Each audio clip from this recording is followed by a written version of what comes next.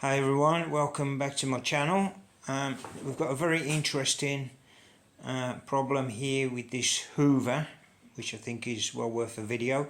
It's a Hoover Vision HD 8 kilogram, and it's starting and stopping.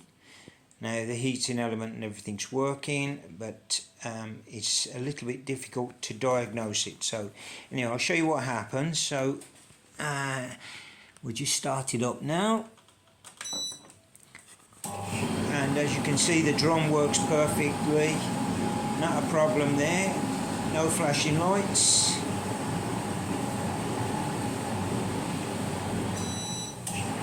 Now the heater element has started to kick in, and as you can see it's start-stop. Now I have investigated a little bit, and I'm come to the conclusion that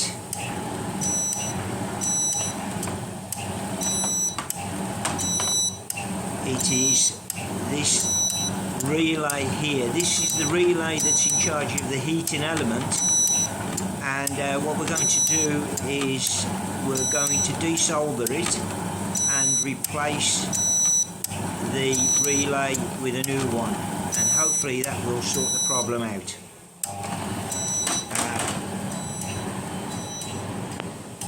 Let's see what happens.